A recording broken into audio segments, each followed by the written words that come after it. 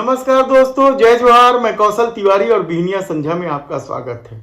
छत्तीसगढ़ में सत्ता बदलते ही पुरानी योजनाओं को किस तरीके से किनारे किया जा रहा है, बंद किया जा रहा है, योजनाओं के नाम भी बदले जाएंगे, यह देखने की बात होगी। और हालत यह है कि उन योजनाओं को भी बंद किया जा रहा है या उस पर रुचि नहीं दिखाई जा रही है जो आम लोगों के हितों में है। गोबर योजना में तो कई जगह कंडे दिए सब बन रहे थे, महिलाएं कमाने लगी थी, लाखों में कमा रही थी।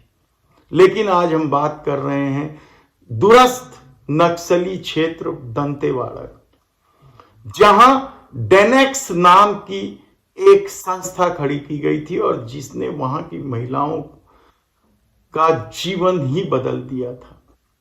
महिला सशक्तिकरण की दिशा में जिस डेनेक्स की ख्याति देश भर में थी, कहा जा रहा था कि यहां के बनाए कपड़े महानगरों में बिक रहे हैं और जिसकी वजह से यहां की महिलाएं सशक्त हो रही हैं, आर्थिक रूप से बलवान हो रही हैं, वह फैक्ट्री क्या बंद कर दी जाएगी।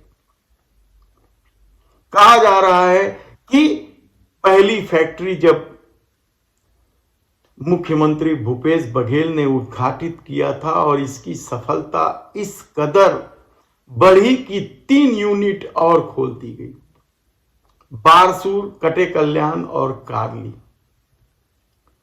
इन यूनिटों से बने कपड़े महानगरों में बिकते थे, यह प्रशासन का ही दावा था। और अब जब सत्ता बदल गया है, तब पिछले महीनों से उन्हें रॉ मटेरियल नहीं दिया जा रहा है, जिसके चलते पूरी तरीके से फैक्ट्री बंद हो गई है, कहा जाए तो गलत नहीं हो। हालत यह है कि तालाबंदी की इस नौबत के चलते महिलाओं को दूसरे रोजगार ढूंढने पड़ रहे हैं। इन तीनों ही यूनिट में बड़ी संख्या में महिलाएं काम करती थी। इन महिलाओं को 45 दिनों का प्रशिक्षण देकर तैयार किया जाता था, लेकिन अब इन महिलाओं के सामने रोजी रोटी का संकट खड़ा हो गया है। 2021 में हुए इस फैक्ट्री के उद्घाटन के बाद महिलाओं ने भरपूर दिलचस्पी ली थी, क्योंकि उन्हें अच्छा खासा पैसा भी मिल रहा था। सत्ता परिवर्तन के बाद से इनमें ताला लगा हुआ है। इक्का दुक्का यूनिट ही वर्तमान में संचालित है।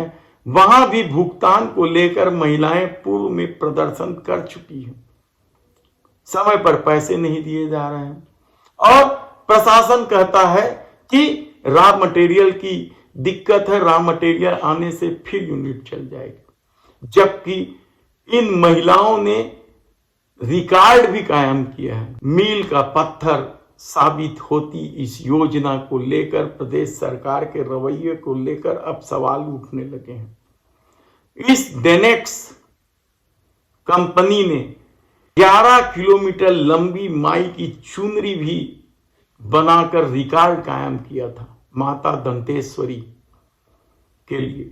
दंतेवाड़ा जिले में यह यूनिट है, लेकिन कहा जा रहा है कि सत्ता परिवर्तन के बाद उन महिलाओं के सामने सबसे बड़ा संकट है। कहा जा रहा है कि रॉ मटेरियल को लेकर कई तरह के सवाल हैं कि आखिर प्रशासन शासन रुचि क्यों नहीं ले रहा है। धूर नक्सली जिला कहलाता है दंतेवाड़ा, और जहां महिलाएं खुद को आर्थिक रूप से संबल प्रदान करने के लिए किस तरीके से रुचि दिखा रही थी। कहा जा रहा है कि कई लोगों को तो महीनों में हजारों रुपए मिल रहे थे। लेकिन अब यह खेल क्या बंद हो जाएगा, या फिर नई सरकार, जैसे वह कहती है कि योजनाएं गलत नहीं होती हैं, तो क्या इस योजना को चालू रखेगी और नए सिरे से इन फैक्ट्रियों का या यूनिट का विस्तार होगा, कहना मुश्किल है। क्योंकि गोबर योजना को लेकर भी तो सवाल उठ रहे हैं।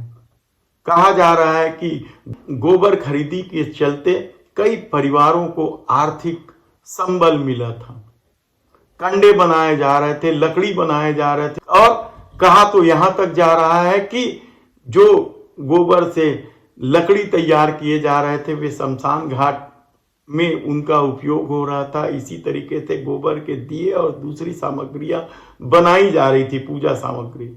लेकिन इस योजना को लेकर भी अब सवाल उठने लगे हैं, तो क्या अब यह योजना भी बंद हो जाएगी?